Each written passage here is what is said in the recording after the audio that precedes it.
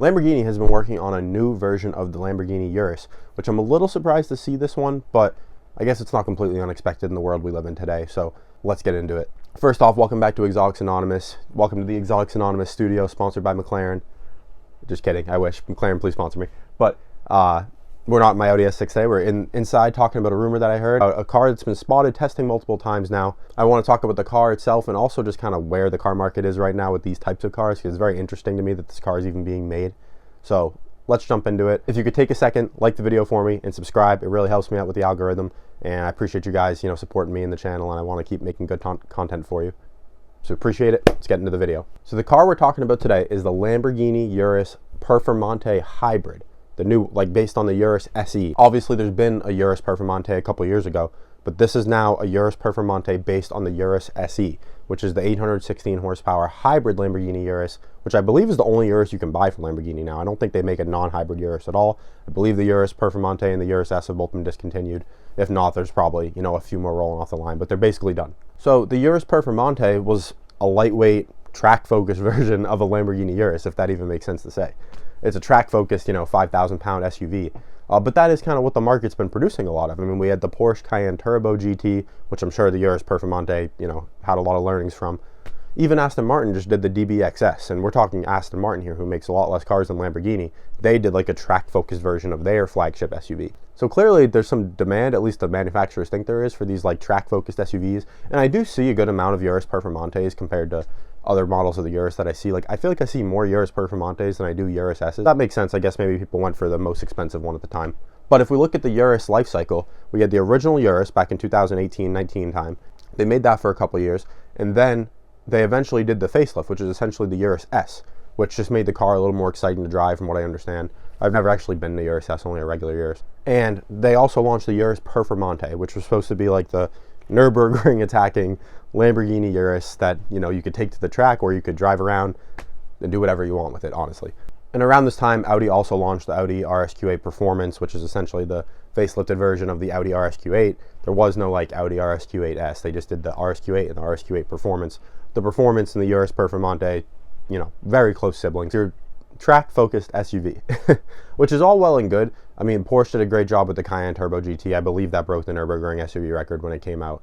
So I'm not saying they can't make fast SUVs, and it's great that they do. But now that the Urus is a hybrid, the Urus SE, should there be a track version of an inherently compromised car? Because there's no way around the weight of the Urus SE. I think the actual weight of one is in the mid to high 5,700 pounds, where regular Urus being about 5,000 pounds was already heavy for a track-focused car, SUV, whatever you want to call it. But now we're going to make a track-focused version of a hybrid SUV. It kind of just defeats the purpose of the Performante name, because Performante is supposed to be lightweight, faster, more power, better suspension, etc., etc. There's no way to make this thing lightweight because it just inherently has a battery. So because the Urus SE is the only Urus that they make right now, I feel like they're making the Performante kind of because that's the model lineage that they've set up, and because the new car is heavier now, well, there's just going to be a heavier Performante. But just, I don't know if it really makes sense. I mean, I know Porsche's kind of done this as well. They offered the Cayenne Turbo GT package on a Cayenne Turbo SE hybrid, which is as confusing as you could probably get for cars like this. But I guess that's the direction they're heading in. They're saying we can make more complicated suspension to deal with the weight and have more power. And, I mean, you're just going to burn through tires faster because the car is heavy. And that's pretty much the only big trade-off. And, have some very expensive suspension to replace when it does break. But I guess these, heavy hybrid SUVs are where the world's heading. I mean, the fully electric ones are even heavier, so we don't even want to think about that yet. I am curious, as time goes on, if we'll start to see some of these, super SUVs from these manufacturers worry a little bit more about weight savings. For example, if Ferrari put the 296 powertrain, the twin-turbo V6 with the hybrid system, into their Puro Sangue, it would make more power than their V12 Puro Sangue does. Now, Ferrari, I'm not saying should do that. The whole selling point of that car is having the V12. Lamborghini, down the road, or Porsche down the road, I could see them doing something like that if they can start getting 800-900 horsepower out of their, V6 hybrid setups. They could save a lot of weight by not having the V8 in there and get the same power. I feel like that's where we're heading, but I hope it's not. I do kind of hope we stick with these V8 hybrid setups. I don't really want to go smaller engine hybrid. It'd be great If Lamborghini just one day was like, you know what, yeah, here's the new Urus SE Performante, the hybrid system's gone, we got 700 horsepower out of the V8 and saved, 600 pounds from getting rid of the battery, here's your Urus Performante. I think that'd be best case scenario. But from what I can tell from spy photos and stuff, it is a hybrid vehicle. This Urus SE Performante will probably be a hybrid. No doubt it will be fast. I mean, the Urus SE is already fast, but it's going to be even faster, a little lighter. You're going to have more Alcantara on the interior for weight savings. It doesn't even matter on a car that heavy. It'll be cool, don't get me wrong, but I feel like a lot of cars have peaked, and I feel like the Urus probably peaked with like the Urus S trim, somewhere between a regular Urus and a Performante. The Urus S had the right sound, the right emotion, a little more power, but it didn't go all the way with like super stiff suspension like the Performante did. And that's not to say I think the Urus SE Performante is going to be a bad car, because I don't.